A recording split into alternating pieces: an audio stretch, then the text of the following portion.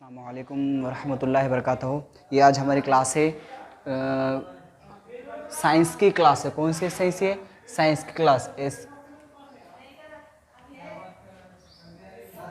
ये आज हमारे 7th क्लास की कौन सी क्लास है? साइंस की क्लास है। ये 13वां वाला लेसन है, बीजों का मुंतशिर होना, यानी बीज किस तरह से फैलते हैं। बीजों का इंतशार यानी किसे कहते हैं? हमारे अतराफ अकनाफ हम लोग कई पौधों को देखते हैं।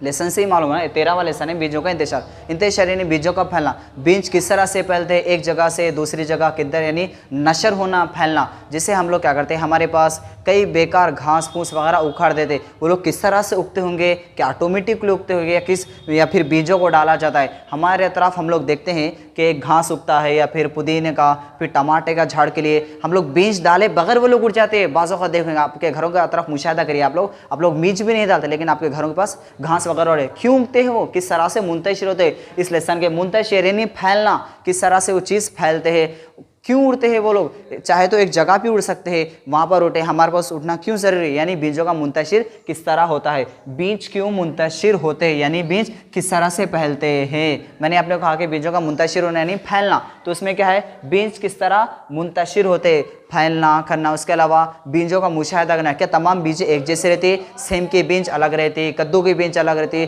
तरह तरह की बीजें अलग रहती। उसके अलावा जो घास वगैरह रहते उसके भी बीजें अलग अलग पाए जाती है। उसके अलावा गुलाब के फूल में कलगे दाने वगैरह भी पाए जाते। इसके बारे में आप लोगों ने जमात हश्तुम में इसके बारे में पढ़ा है कि तौलीद किसे कहते हैं, पौधे में तौलीद का अमल किस तरह से होता है, जिसमें धतूरे के बारे में आप लोग आगे देखेंगे। इसके बारे में धतूरे में तौलीद का अमल किस तरह होता है, अरशा किसे कहते हैं, डंडी क्या है, वो आगे देखेंगे। यहाँ पर हम लोग देखेंगे सिर्फ बीजों का मुंतशिर होता है, यानी एक जगह से बीज दूसरी जगह कैसा जाता है। तो देखिए यहाँ पर मुख्तलिफ बीजों का मुशाहिदा करना। हम लोग देखते हैं टमाटर के बीज अलग रहते हैं, भिंडी के बीज, कद्दू के बीज, हर बीज अलग अलग मुख्तलिफ अक़साम के पाए जाते हैं। कोई गोल रहते, कोई चपटे रहते, कोई लंबे रहते। यहाँ पर मुख्तलिफ बीजों का मुशाहिदा, जब हम मुशाहिदा करेंगे इसमें, तो उसके साथ साथ देखें कि बीज एक जगह से दूसरी जगह, हम लोग हवा के जरिए भी बीजों का मुंतशिर, जब ज़ोरदार हवाएं वगैरह चलने लगती है तो उसके साथ साथ बीजें भी एक जगह से दूसरी जगह मुंतशिर होने लगते हैं। उसके अलावा पहाड़ पे बकरियों वगैरह के साथ आप लोग देखेंगे, कभी गौर करिए, घर के पास एक बकरी वगैरह जाते हैं, उनके साथ उनके बालों पर कई चीज़ें चिमट जाती है।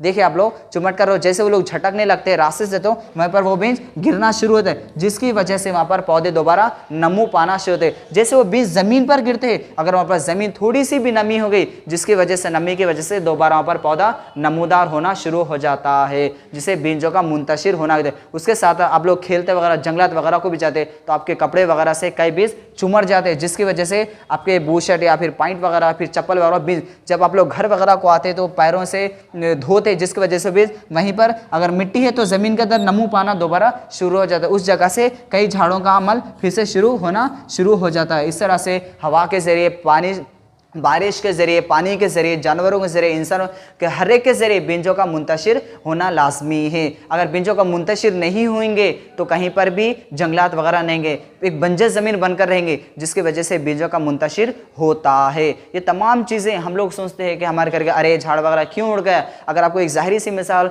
लेकर बताऊँ कि अगर हमें घर के पास घास वगैरह है, हम उसको बिना वजह बेकार उखाड़ कर, अगर उसी की जगह से अगर हम लोग कुछ टमाटर का उसको कितनी अहमियत देते, उसी तरह से हर पौधे को तरह, हमारे घरों की तरह हर पौधे की हिफाजत करना चाहिए, हर पौधों को लगाना चाहिए। अगर हम लोग पौधे वगैरह को लगाएंगे ही, तब हमें जाकर एक अच्छी सेहतमंद ताज़ी हवा मिल सकेंगी, वो मिल सकती है। तो आज हम बीजों के बारे में, बीजों का मुंतशिर होना, बीज क्यों के मुंतशिर होते, बीजों की शक्लें कैसे रहती, उसके बारे में हम लोग इसके बारे में जाना। इसके बारे में आप लोग अपने घरों में देखिए, मूंग की दाल के अलग रहते, माश की दाल, हर दाल के बीज वगैरह कैसे ही उगाई जाती है। टमाटर के, फिर राय, हर बीज मुख्तलिफ किस्म के होते हैं, कोई बीज एक जैसी नहीं रहती। ये था बीजों का मुंतशिर होना। नहीं, बीज कैसा फैलते हैं, पहले देखिए बीज जानवरों के ज़रिए, पानी के ज़रिए, हम लोग जंगल वगैरह गए उसके ज़रिए, फिर हम चप्पलों वगैरह, अगर वही बीज अगर कहीं नमकीन जगह पर चले, यानी गीली मिट्टी में मिल जाते, दोबारा एक पौधा नमूदार होता है, जिसे बीजों का मुंतशिर होना कहा जाता है।